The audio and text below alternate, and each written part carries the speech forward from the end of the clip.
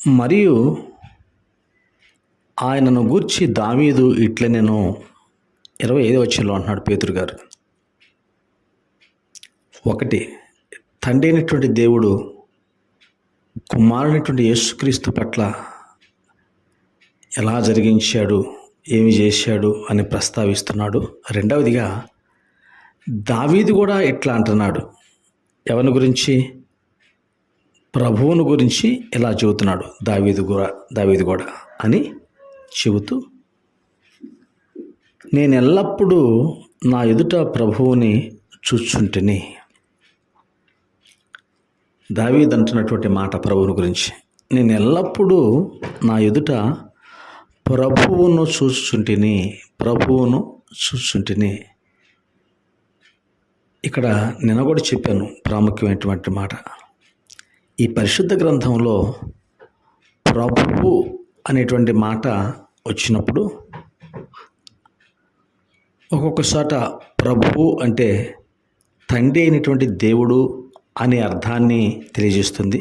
రెండవది ప్రభువు అంటే క్రీస్తు యేసుని సూచించేటువంటి పదం. అది ఆ రాసేటువంటి అంటే ఆ ప్రింట్ చేశారు కదా, ఆ రాసినటువంటి ఆ పదాలు ఆ ప్రభు అన్న కాడ కాస్త పెద్దదిగా కనపడతా ఉండేది. ప్రభు అన్న పదం కాస్త పెద్దదిగా కనపడతా ఉండేది అనమాట. అది ఒకటి తండ్రికి గుర్తయితే, రెండవది యేసుక్రీస్తు వారికి సాదృశ్యం. అది ఇప్పుడు దావీదు అంటాడు కదా, నేను ఎల్లప్పుడూ నా ఎదుట ప్రభువును చూచుంటిని, ఆయన నా కుడి పార్శ్వమున ఉన్నాడు కనుక నేను కదల్చబడను. ఎప్పుడు చూస్తున్నాడు ప్రభు? నేను ఎల్లప్పుడూ నా ఎదుట ప్రభువును చూస్తున్నాను అంటున్నాడు ఆయన. మరి వాస్తవంగా అయితే తండ్రిని చూడటానికి అవకాశం లేదు. దేవుడు చెప్పిన మాట ఏంటంటే, దేవుని ఎవడనూ ఎప్పుడునూ చూచి ఉండలేదు, ఎవడో కూడా చూడటానికి అవకాశం లేదు అనేటువంటి మాట యోహాను రాసిన పత్రికలో మనం చూస్తాం. అంటే దేవుని చూడటానికి అవకాశం లేదు, సృష్టికర్త అయినటువంటి దేవుని చూడటానికి అవకాశం లేదు అని స్పష్టంగా రాసి ఉంది. చూసిన వాడు ఎవడో కూడా బ్రతకుడు అనేటువంటి మాట మనం చూస్తాం. అయితే ఈయననే మాట ఏంటంటే, నేను ఎల్లప్పుడూ నా ఎదుట ప్రభువును చూచుంటిని, ఆయన నా కుడి పార్శ్వమున ఉన్నాడు, నేను కదల్చబడను అంటాడు. అంటే మరి ఈ ఎల్లప్పుడూ ప్రభువును చూస్తానంటే ఈయన ఎవరంటే, ప్రభు అయినటువంటి క్రీస్తుకు సాదృశ్యం, క్రీస్తు యేసుకు సాదృశ్యం. ఈయనను ఎల్లప్పుడూ చూస్తున్నాడు ఆయన. తండ్రి అయినటువంటి దేవుడిని చూసేటువంటి అవకాశం లేదు, ఏ మనిషికి కూడా అవకాశం లేదు. కానీ ఈయన ప్రభువును చూస్తున్నాడని, అనగా క్రీస్తు యేసును చూస్తున్నాడని దావీదు చెబుతున్నట్లుగా మనం చూస్తాం. ప్రియమైన బిడ్డలారా, అర్థం చేసుకుందని మాటలని. అంటే దావీదు కాలంలో కూడా క్రీస్తు ప్రభువారు ఉన్నారంటే, అవును, దావీదు కాలంలో కూడా క్రీస్తు మనకి రహస్యముగా ఉన్నాడంటే దాగి ఉన్నాడని భావం. ప్రియమైన బిడ్డలారా, పాత నిబంధన అంతట్లో కూడా క్రీస్తు యేసు ఉన్నట్లుగా అనేకమైనటువంటి భావాలు, సాదృశ్యాలు ఉన్నాయి. ప్రియమైన బిడ్డలారా, కాబట్టి దావీదు ప్రభువుని ఎల్లప్పుడూ చూస్తున్నాడు. అంటే విశ్వాసీ జీవితంలో కూడా, ప్రతి విశ్వాసీ జీవితంలో కూడా ఎప్పుడూ దేవుని చూసేటువంటి అనుభవం ఉండాలి. ప్రియమైన బిడ్డలారా, మనకు విచిత్రంగా ఉండేది కదా ఈ మాట, దేవుని చూసేటువంటి అనుభవం అంటే. నిజమే, ఆనాడు ప్రభు దావీదును చూసిన రీతిగా, ఎల్లప్పుడూ కూడా దావీదు ప్రభువును చూసిన రీతిగా, ఈనాడు ప్రతి విశ్వాసి కూడా ఎప్పుడు కూడా దేవుని చూసేటువంటి అనుభవం కూడా ఈనాడు కూడా ఉండాలి. అంటే దేవుడు అనగా ఈనాడు మనకు రాసినటువంటి మాట ఏదంటే, ఆది యందు వాక్యము ఉండెను, వాక్యము దేవుడై ఉండని చెప్పాడు. కాబట్టి ఈనాడు ఎల్లప్పుడూ కూడా మనం దేవుని వాక్యమును చూసేటువంటి అనుభవాన్ని కూడా ఈనాడు మనం కలిగి ఉండాలి. అర్థమవుతుందా? ఆదివారం ఒక రోజు కాదు మనకి ఆ దేవుని చూసేటువంటి అనుభవం. ప్రతి సమయంలో కూడా దేవుని ఆ మాట మన హృదయాల్లో ఎల్లప్పుడూ మెదులాడుతూ ఉండాలి. దేవుడు వాక్యం ఉన్నటువంటి ఆ శ్రేష్టమైన సంగతులు, ఆ భావాలు, ఆ సాదృశ్యాలు, ఏమండి, దైవ సేవకులు చెప్పినటువంటి ఆ అనుభవాలు, ఏమండి, లేకపోతే మన కుటుంబంలో దేవుడు ఏర్పాటు చేసినప్పుడు చెప్పినటువంటి విషయాలు, ఇవన్నీ కూడా ఎప్పుడు కూడా దేవుని పిల్లలు మనోనేత్రాలతో చూసేటువంటి వారుగా ఉండాలి. ఎలాగా? మనోనేత్రంతో చూసేవారుగా ఉండాలి. మనోనేత్రం అంటే మామూలుగా మన నేత్రాలు కాదు, అంటే ఇవన్నీ హృదయంలో ఎప్పుడు కూడా ఆ, ఆ, ఉండాలి, నివసిస్తూ ఉండాలన్నమాట ఈ మాటలన్నీ కూడా.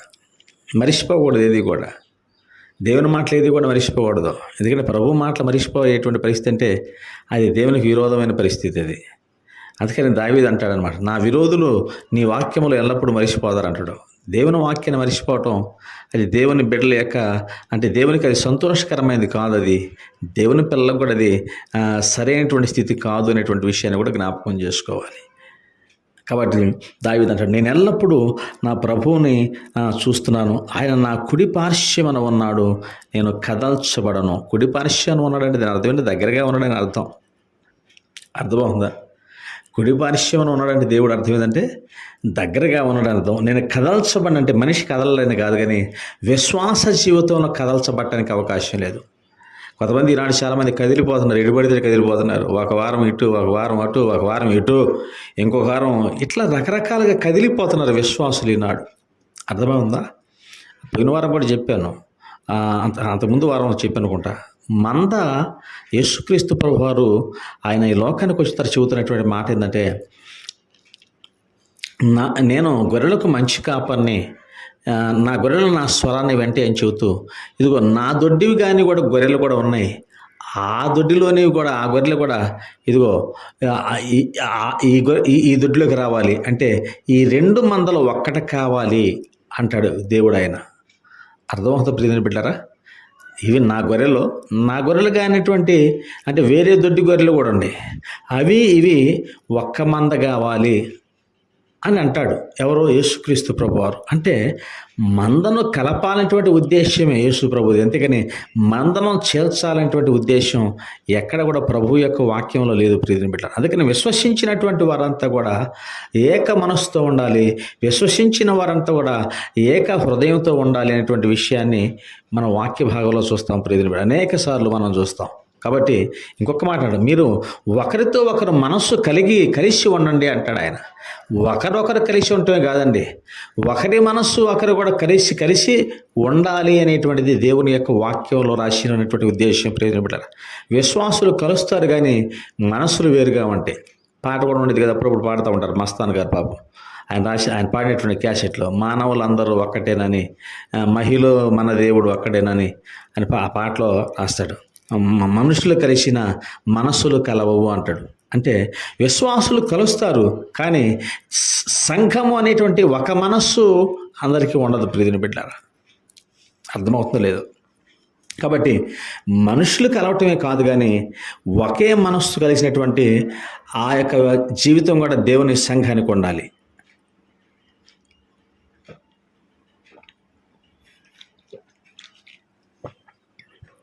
కాబట్టి ఈయన అంటాడు, నేను కదల్చబడను అంటాడు దావీదు.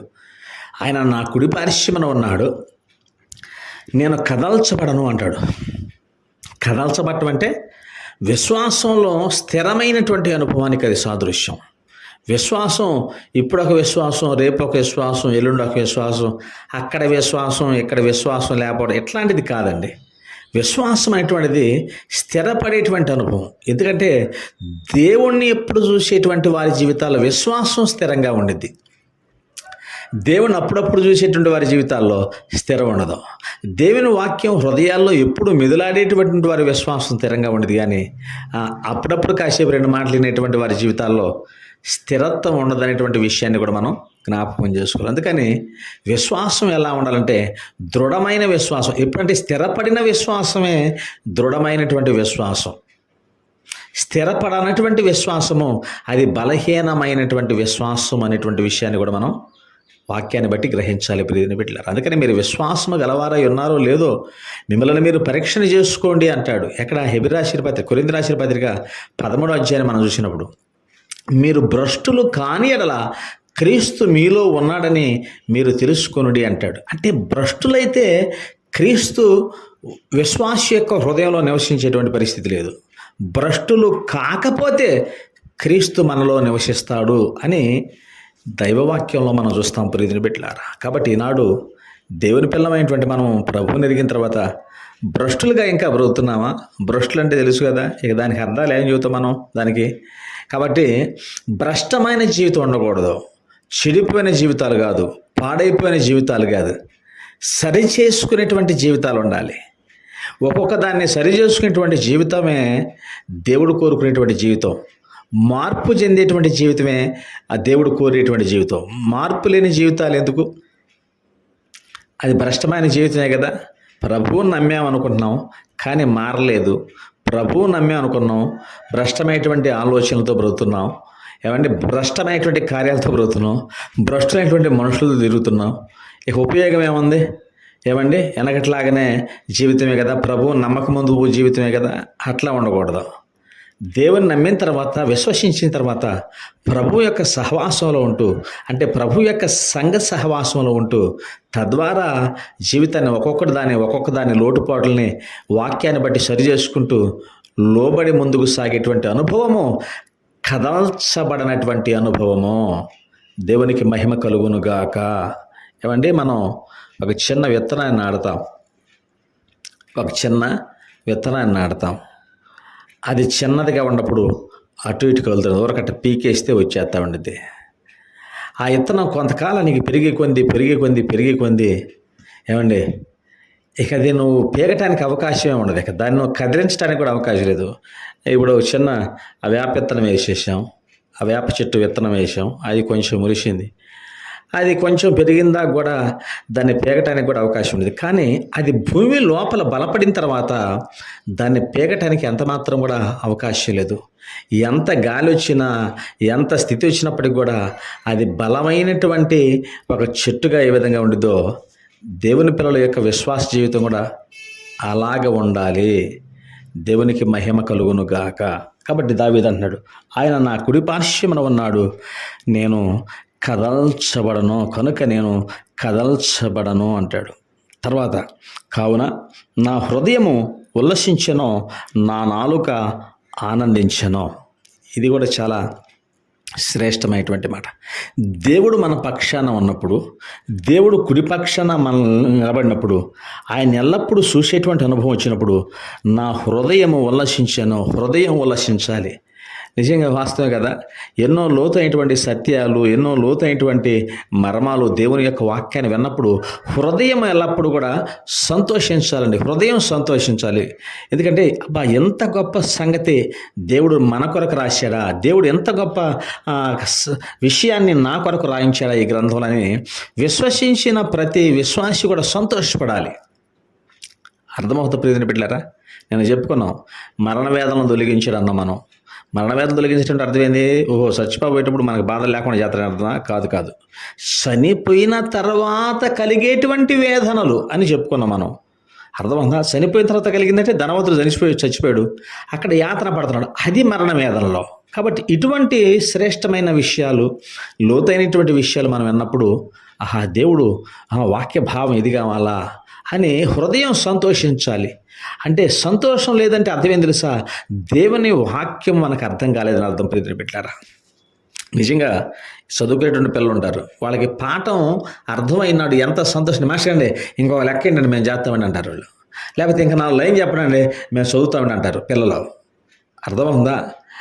అర్థం కానివాడు ఏం చేస్తాడంటే ఇక మెదలకుండా కూర్చున్నాడు, ముఖంలో సంతోషం ఉండదు, హృదయంలో సంతోషం ఉండదు. ఎందుకంటే అర్థం కాలేదుగా, మైండ్కి ఎక్కలేదుగా పాఠం, చదువుకున్న పాఠం. ఏమండి?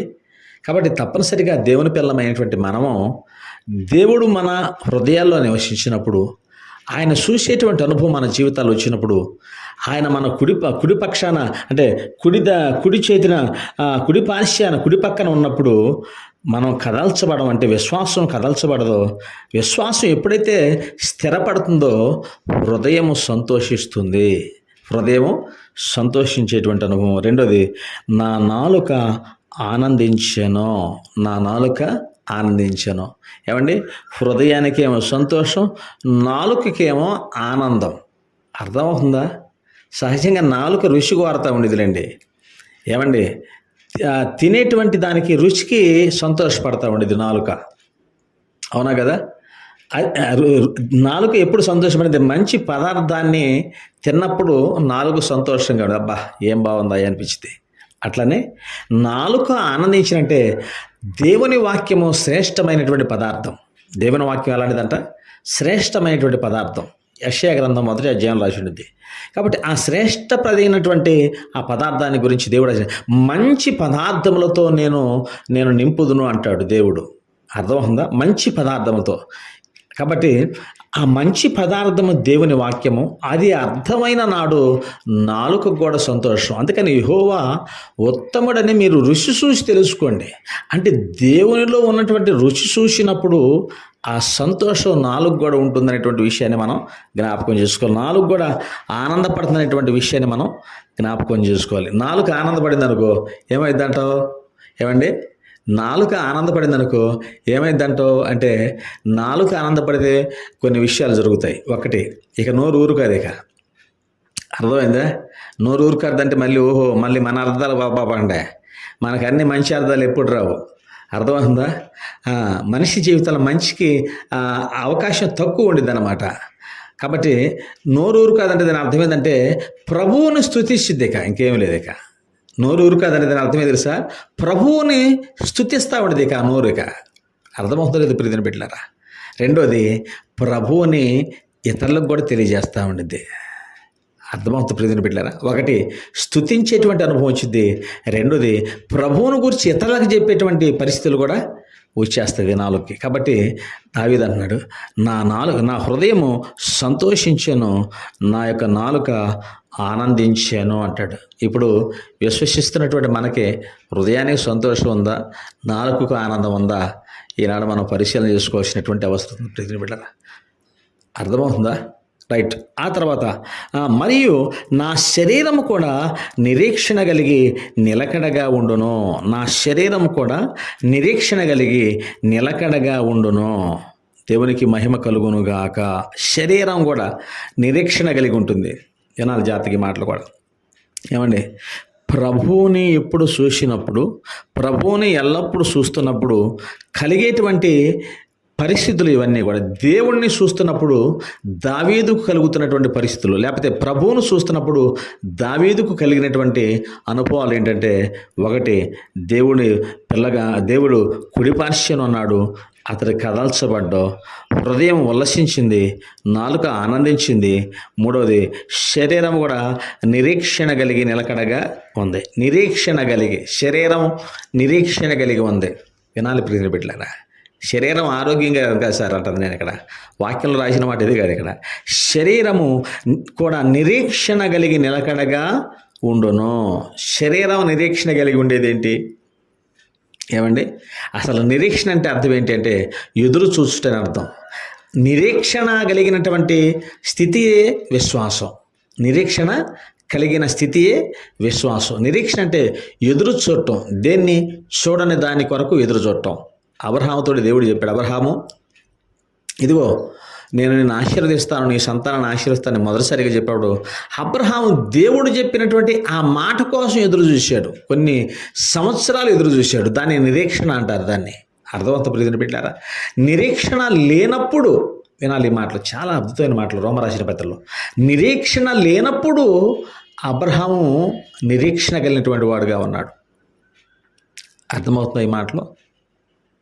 చాలా కష్టంగా ఉండేది కదా ఈ మాట. అంటే ఈ పదాలు మనకి పెద్దగా వంట పట్టవు. అంటే మన పల్లెటూరు భాషలకి ఈ పదాలకి, మనం చదువుకునేటువంటి వాళ్ళకి ఈ పదాలకి చాలా కష్టంగా ఉంటాయి. అర్థమవుతుందా? మనం చదువుకున్నాం కానీ ఈ పదాలు మనకి పెద్దగా రుచించవు. అంటే రుచించడం అంటే పెద్దగా ఇష్టం ఉండదు, అయిష్టంగా ఉన్నట్టుగా ఉండేది. ఏందో లేదు ఇప్పుడు దాంతో మనకెందుకు అనేటువంటి భావన ఉండేది. నిజమే, మనిషి అన్నీ నాకెందుకు అనుకోవట్లా. అర్థమైనా? పాపాన్ని చూసి నాకెందుకు అనుకోడుగా పాపాన్ని. మనిషి పాప పాపాన్ని చూసి నాకెందుకు అనుకోడా? పాపాన్ని ఎటో విధంగా రహస్యంగా చేయాలనుకుంటాడు మనిషి. నాకెందుకు అనుకోడు దాన్ని. కానీ మంచిని మాత్రం నాకెందుకు అనుకుంటాడు. తెలుసుకోవాల్సిన దాన్నేమో నాకెందుకు అంటాడు. తెలుసుకోకూడని దాన్నేమో కావాలి అనుకునేటువంటి పరిస్థితులు మనిషి జీవితాలు ఎప్పుడు కూడా. అర్థమవుతుందా? ఎట్లా మనిషి జీవితం ఎలాంటిదంటే, తెలుసుకొనవలసిన దాన్నేమో తెలుసుకోడు, తెలుసుకోవద్దు నీకు అవసరం లేదన్న దాన్నేమో తెలుసుకుంటాడు. అంతేనా? ఇదేందా ఎలా చెబుతున్నాడరా? అవును, అవ చేసింది అదే కదండి. ఆది మానవులు చేసిన పని అదేగా. అమ్మా నువ్వు తినొద్దు, దాని జోలు నీకు వద్దు, దాని ఎవరో నీకు వద్దు, దానికైనా చూడొద్దు అంటే అదే కావాలి. అర్థమవుతుందా? మనిషి జీవితం ఎలాంటి జీవితం అన్నమాట. కాబట్టి కొంచెం ఇలాంటి పదాలు దేవుని పిల్లగా ఉన్నటువంటి మనం సంతోషంగా అసలు ఏమిటి ఈ పదం ఏంటి, ఎందుకు ఈ పదాన్ని రాశాడు దేవుడు, అసలు ఎందుకు చెబుతున్నాడు, కాబట్టి దీన్ని కొంచెం మనం అర్థం చేసుకున్నటువంటి ఆ రీతిలో మనం ఆలోచించగలిగినాడు దేవుని వాక్యం ఎటువంటిదైనా సరే మనకి ఆ దేవుని కృపచేత మనం అర్థం చేసుకోగలుగుతాం. కాబట్టి నా శరీరము నిరీక్షణ నిరీక్షణ అంటే ఎదురు చూడటం అన్నమాట. ఏది ఎదురు చూడటం? దేవుడు ఏదైతే చెప్పాడో దాని కొరకు ఎదురు చూసేటువంటి అనుభవమే నిరీక్షణ అంటారు. అర్థమైందా? ఇటువంటి నిరీక్షణ అటువంటిది అబ్రహాము మొట్టమొదటిసారిగా దేవుడు వాగ్దానం చేసినప్పుడు, అబ్రహాము నిన్ను ఆశీర్వదిస్తాను, నీ సంతానం ఆశీర్వదిస్తాను, నీ సంతానం ద్వారా భూలోకంలో ఉన్నటువంటి వంశములన్నీ కూడా నేను ఆశీర్వదిస్తాను అని చెప్పినప్పుడు అబ్రహాము దాని కొరకు ఎదురు చూశాడండి. అటువంటి అనుభవమే నిరీక్షణ అంటారు. అటువంటి నిరీక్షణతో కూడినటువంటి స్థితి ఆ యొక్క శరీరానికి ఉంది. ఏ శరీరానికి? అబ్రహాం యొక్క శరీరంలో అటువంటి నిరీక్షణ ఉంది. ఎటువంటి నిరీక్షణ? దేవుడు చెప్పినటువంటి వాగ్దానాన్ని నెరవేరుస్తాడు, దాన్ని నేను చూడగలుగుతాను అనేటువంటి ఆ నిరీక్షణ అబ్రహాం కొంత ప్రీతిని పెట్టారు. నా శరీరము కూడా నిరీక్షణ కలిగి ఉన్నది అంటాడు. ఒక మాట దానికి రోమా రాసిన పత్రిక చూస్తే, రోమీలు రాసినటువంటి పత్రిక 4వ అధ్యాయాన్ని మనం కనుక పరిశీలన చేసినట్లయితే శరీరం నిరీక్షణ కలిగి ఉండటం ద్వారా ఏమైందనేటువంటిది మనం పరిశీలన చేస్తే వాక్యంలో అద్భుతమైనటువంటి విషయాన్ని మనం ఇక్కడ చూస్తాం. ప్రీతిని పెట్టాలి, జాగ్రత్తగా మనం కొంచెం మనస్సు పెట్టి ఆలకిద్దాం. దీన్ని కూడా అర్థమవుందా? చదువుతున్నాను నేను 4వ అధ్యాయము 18వ వచనాన్ని చదువుతున్నాను. నిన్ను అనేక 17 సగం నుంచి చదువుతున్నాను. అందుకు తండ్రి అయినటువంటి దేవుడు అంటాడు కదా, నిన్ను అనేక జనములకు తండ్రినిగా నియమించితిని అని వ్రాయబడి ఉన్నది. నీ సంతానము ఎలాగుండునని చెప్పిన దానిని బట్టి తాను అనేక జనములకు తండ్రి ఎగునట్లు నిరీక్షణకు ఆధారము లేనప్పుడు అతడు నిరీక్షణ కలిగి నమ్మెను. తొలిసారిగా దేవుడు చెప్పిన మాట కొరకు ఎదురు చూసినటువంటి పరిస్థితి అబ్రహాం ఉంది. అంటే అప్పుడు అంటే దేవుడు అంతకుముందు ఎవరితో అట్లా నిరీక్షణ అనుభవం చెప్పలేదు. నా కొరకు మీరు ఎదురు చూడాలనేటువంటి పరిస్థితి, వాగ్దానం చేసిన పరిస్థితి ఏమీ లేదు. దేవుడు మొట్టమొదటిసారిగా ఒక మనిషిని ఎన్నుకొని ఆ మనిషికి దేవుడు వాగ్దానం ఇచ్చి ఆ వాగ్దానం ద్వారా సర్వలోకాన్ని నేను ఆశీర్వదిస్తానని చెప్పినటువంటి మాట తొలిసారిగా చెప్పిన మాట అబ్రహాంకే. ఎవరికి కూడా అటువంటి పరిస్థితి లేదు. అయితే అటువంటి స్థితిలో తొలిసారిగా చెప్పినటువంటి ఆ మాటను ఆయన ఎదురు చూశాడు. ఆ మాట కొరకు అతను ఎదురు చూశాడు. ఎవరు? అబ్రహాం గారు. అర్థమవుతుందా? మనకి ఎన్నో మాటలు చెబితే గనక మనం ప్రభువుని నమ్మం. అమ్మ నీ కుటుంబాన్ని దీవెత్తాడు, కాపాడుతాడు, మీకు రోగాలు పోగొడతాడు, మీ పంటలు తెస్తాడు, లేకపోతే మీ ఇంటికి వస్తాడు, నీకు వంట చేసి పెడతాడు, నీకు పక్కేస్తాడు, హాయిగా పొడుగా పెడతాడు, అబ్బో దేవుడు చాలా చేస్తాడమ్మా అని చెప్పి మొత్తుకుంటే కనుక అప్పుడు సరే నేను కూడా మారు మనసు పొందుతున్నాయి అంటాం మనం ఇప్పుడు. అవునా కదా? కానీ అబ్రహాంకి అలాంటిది ఏం లేదండి. అబ్రహాం నీ సంతాన్ని నేను ఆశీర్వదిస్తానని ఆ ఒక్క మాట చెప్పాడు. ఆ ఒక్క మాట కోసం అబ్రహాము ఎదురు చూశాడు. ప్రియని బిడ్డలారా, కొన్ని సంవత్సరాలు ఎదురు చూశాడు ఆ మాట కోసం. అర్థమవుతుందా? అది నిరీక్షణ అంటారు అని చెబుతూ అబ్రహాము నిరీక్షణకు ఆధారం లేదు, అటువంటి సమయాల్లో ఆయన నిరీక్షణ కలిగి నమ్మాడు. మరియు అతడు విశ్వాసమునందు బలహీనుడు కాక రమారమి అంటే సుమారుగా 100 ఏండ్ల వయస్సు కలవాడై ఉన్నప్పటికీ అప్పటికి తన శరీరము మృతతుల్యమైనప్పటికీ శారా గర్భము కూడా మృతతుల్యమైనట్టు ఆలోచించను గాని అవిశ్వాసం వలన దేవుని వాగ్దానం గురించి సందేహింపక దేవుని మహిమపరిచి ఆయన వాగ్దానం చేసిన దాన్ని నెరవేర్చుటకు సమర్థుడని రూఢిగా విశ్వసించి విశ్వాసము వలన అతడు బలము పొందెను. అది అతనికి నీతిగా దేవుడు ఎంచెను. దేవునికి మహిమ కలుగును గాక. అంటే దేవుడు వాగ్దానం చేసిన తర్వాత దాదాపు 100 ఏండ్ల వయసు వచ్చినప్పటికి కూడా అవిశ్వాసం ద్వారా దేవుని యొక్క విషయంలో సందేహించకుండా రూఢిగా నమ్మి బలము పొందాడు. ఎవరు? అబ్రహాము. అర్థమవుందా? ఈనాడు దేవుని పిల్లమైనటువంటి మనం కూడా శరీరమందు నిరీక్షణ ఉండాలి. ప్రియమైన బిడ్డలారా, అర్థమవుందా? శరీరము దావీదు చెప్పినటువంటి రీతిగా నా శరీరమందు, ఆయన ప్రభు చెబుతున్న రీతి, దావీదు చెబుతున్న రీతిగా నా శరీరము కూడా నిరీక్షణ కలిగి నిలకడగా ఉండును. ఒకటి, విశ్వాసము కదల్చబడకుండా ఉంది, విశ్వాసము నిలకడగా ఉంది. రెండోది, శరీరము కూడా నిలకడగా ఉంది. ఎలాగా? నిరీక్షణ చేత నిలకడగా ఉంది. ప్రియమైన బిడ్డలారా, ప్రభు